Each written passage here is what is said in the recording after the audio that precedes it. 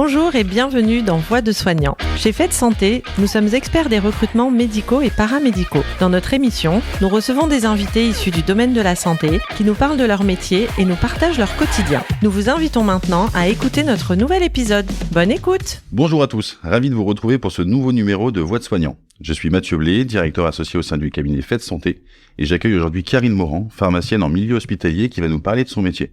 Bonjour Karine, je suis ravi de vous accueillir aujourd'hui chez nous. Bonjour et merci de m'inviter à parler de ma profession. Mais je vous en prie, donc ce que je vous propose, c'est qu'avant de rentrer justement dans le vif du sujet, vous pourriez nous expliquer peut-être un peu votre parcours. D'accord, donc je m'appelle Karine, je suis pharmacien hospitalier de formation. Donc c'est-à-dire qu'à la fin de mes 5 années à la faculté de pharmacie, j'ai choisi la filière hospitalière. Donc j'ai passé le concours de l'internat, un peu sur le même système que l'internat de médecine, à la suite de quoi j'ai effectué 4 ans de stage dans différents hôpitaux. D'accord. À la fin de l'internat, j'ai été diplômée, donc du diplôme d'état de docteur en pharmacie. Et puis j'ai effectué ce qu'on appelle mon assistanat, c'est-à-dire que j'ai été cette fois vraiment pharmacien, mais pas titulaire, donc pareil, dans différents sites.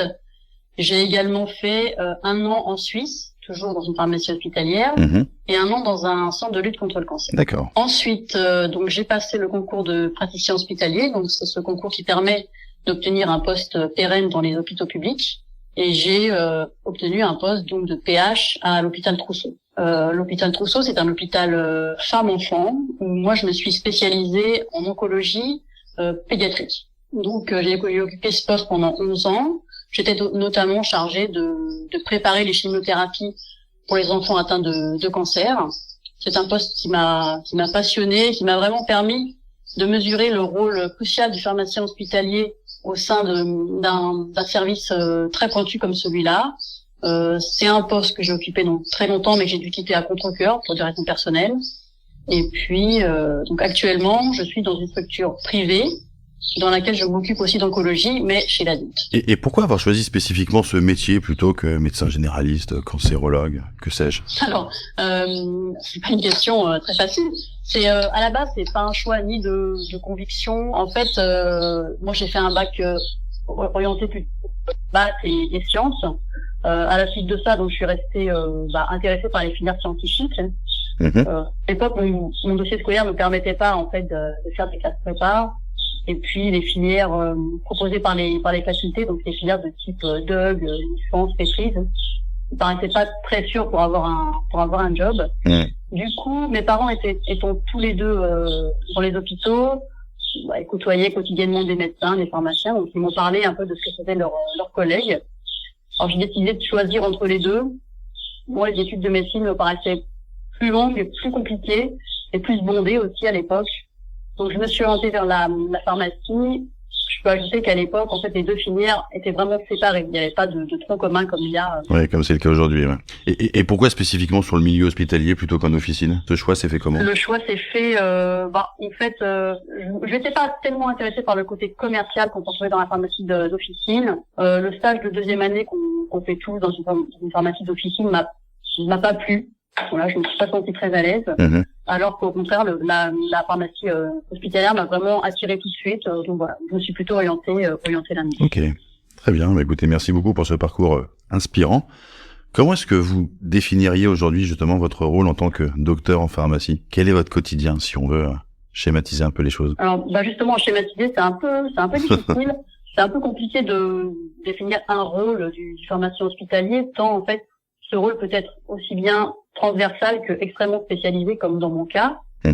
Transversal dans la mesure où le pharmacien est le spécialiste de tous les médicaments, quelle que soit l'indication, quelle que soit la pathologie et quel que soit le patient, l'enfant, l'adulte, la personne âgée. À la différence, je dirais, d'un médecin ou d'une infirmière qui sont en général affectés dans un service, spécialiste d'une pathologie, lui, le pharmacien, il est spécialiste de tous les médicaments. Alors, le rôle premier du pharmacien hospitalier, c'est de dispenser le médicament aux patients, mais en fait, tout le circuit du médicament, de son approvisionnement jusqu'à sa dispensation, est vraiment sous la responsabilité du pharmacien hospitalier. Et en cette période un petit peu difficile, où on a de nombreuses ruptures de médicaments, de nombreuses ruptures de matières premières, c'est un rôle qui s'est extrêmement complexifié, et c'est un challenge tous les jours renouvelé, d'apporter le traitement jusqu'aux patients pour fournir toujours des soins de bonne qualité. D'accord. Au contraire, comme je vous disais, le pharmacien hospitalier peut avoir un rôle, comme moi, extrêmement spécialisé. Moi, je me suis spécialisée en pharmacie oncologique. Alors en plus, moi, chez les enfants, mais ça peut être chez l'adulte également. Voilà, c'est vraiment un rôle qui demande de connaître très bien les protocoles utilisés dans les cancers de l'enfant, et puis qui demande aussi une confiance réciproque entre l'équipe médicale et nous. Voilà, donc moi c'est vraiment un rôle qui m'a passionné pendant toutes ces années. Je peux également indiquer que le pharmacien hospitalier peut avoir, en dehors de ce rôle de terrain, un rôle plus politique, s'il le souhaite, c'est-à-dire de s'impliquer dans les instances dirigeantes des hôpitaux. Il peut également être impliqué dans les sociétés savantes, aussi bien participer à leur gestion que participer à leur groupe de travail. D'accord. Qui vont fournir des recommandations, voilà, que vont appliquer après les pharmaciens sur le terrain. Et en tant que docteur en pharmacie en milieu hospitalier, est-ce que vous êtes vous-même en lien avec les patients? Moi, non, je suis très peu en lien avec les patients. Il y a effectivement des postes où les pharmaciens hospitaliers sont plus en lien avec les patients. Je pense à ce qu'on appelle la rétrocession hospitalière, c'est-à-dire les pharmaciens qui dispensent les médicaments qui sont pas disponibles dans les pharmacies de ville. Ça peut être des traitements contre le cancer, des traitements contre le diabète, enfin beaucoup de choses. Également des préparations qui sont faites uniquement dans les pharmacies d'hôpitaux. Je pense notamment aux préparations pédiatriques qui sont pas disponibles dans les pharmacies de ville. Voilà, donc ces pharmaciens-là ont plus de contact avec les patients. Également les pharmaciens qui font ce qu'on appelle de l'éducation thérapeutique. Donc ils sont là pour expliquer aux patients comment prendre leur traitement, quels sont les effets secondaires. En général, ce sont des groupes de travail pluridisciplinaires que ça se passe. Voilà, donc ça, c'est effectivement des postes qui peuvent être plus orientés vers le patient. D'accord, ok. Est-ce qu'il y a des aspects du métier que vous préférez? Oui, bien sûr. Alors, parmi les aspects positifs, je parlerai du travail d'équipe, l'équipe pharmaceutique d'abord, parce que, par exemple, dans les pharmacies hospitalières des hôpitaux publics, c'est en général des grandes équipes qui sont composées des pharmaciens, des préparateurs, des internes, des externes, des magasiniers.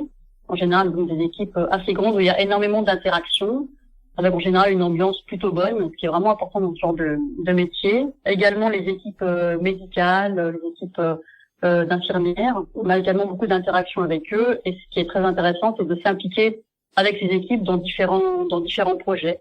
Voilà, ce qui rend notre métier particulièrement passionnant. D'accord. L'autre point positif, c'est donc la diversité de ce métier, comme je disais tout à l'heure. On peut occuper comme moi des postes vraiment en contact direct du patient. On peut également s'orienter vers des postes un peu plus scientifiques, avec par exemple mettre au point des formulations, faire des études de stabilité.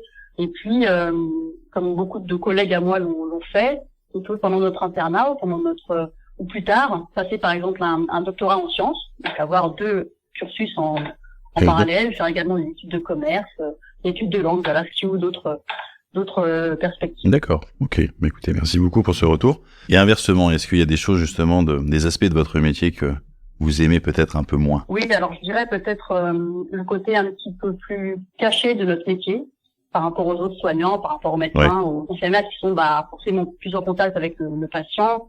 Vous êtes un peu plus dans l'ombre, en effet.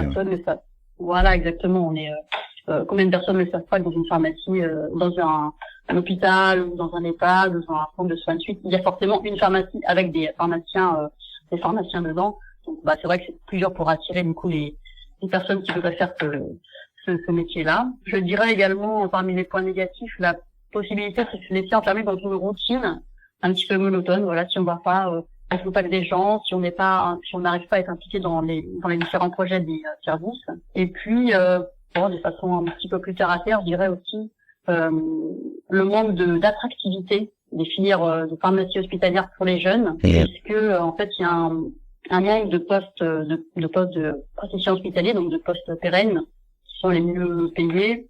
Et il y a, les jeunes sont moins attirés par les postes d'assistants qui durent en général 1 an, 2 ans, qui sont moins rémunérés, là où le système privé peut apporter des conditions un petit peu plus agréables, voilà. D'accord. Bon, écoutez, merci beaucoup. Selon vous, quelles sont les qualités requises pour être un bon pharmacien en milieu hospitalier spécifiquement? En milieu hospitalier spécifiquement, je dirais qu'il faut pas hésiter à avoir de l'ambition, il faut avoir confiance en soi, confiance dans ses capacités et dans ses connaissances. Et à la fois, il faut rester aussi modeste, patient, parce que quand on sort de nos études de pharmacie, alors on a acquis une formation théorique, mais il nous reste à se forger une expérience pratique au contact d'équipes pharmaceutiques et médicales qui sont déjà bien rodées et en place depuis longtemps. Il faut savoir se former à leur côté et ne pas chercher à tout changer parce qu'on arrive et qu'on est plus jeune. Voilà, et puis il va arriver un moment où avec l'expérience, le pharmacien hospitalier sait se rendre utile, a vraiment confiance dans ses connaissances et peut même devenir ce qu'on appelle hospitalo-universitaire et aller lui-même former les nouveaux qui arrivent. Ok, écoutez, merci beaucoup pour ces réponses.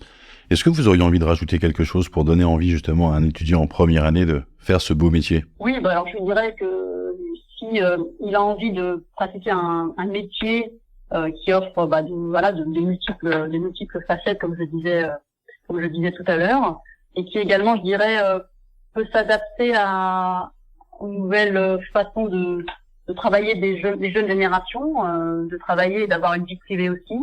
C'est-à-dire qu'on peut très bien rester 10, 20, 30 ans au même endroit si on veut, si on s'y plaît. Et puis on peut également être plus mobile, occuper différents postes, également travailler quand on le souhaite. Voilà. Donc c'est vraiment des choses nouvelles qu'on voyait pas avant. Et je pense que ça peut attirer les jeunes. Et puis chose non négligeable, en général c'est un métier qui est plutôt bien payé. Ok, parfait. Écoutez, merci beaucoup Karine pour le temps que vous nous avez accordé aujourd'hui. Merci pour la qualité de cet échange et nous avoir fait partager votre métier. Et évidemment, merci à tous pour votre écoute. Merci Karine. Merci à tous. Merci, au revoir. Merci pour votre écoute. N'hésitez pas à liker et partager ce podcast auprès de votre réseau, mais également à nous suivre sur notre page LinkedIn. À la prochaine pour une nouvelle découverte.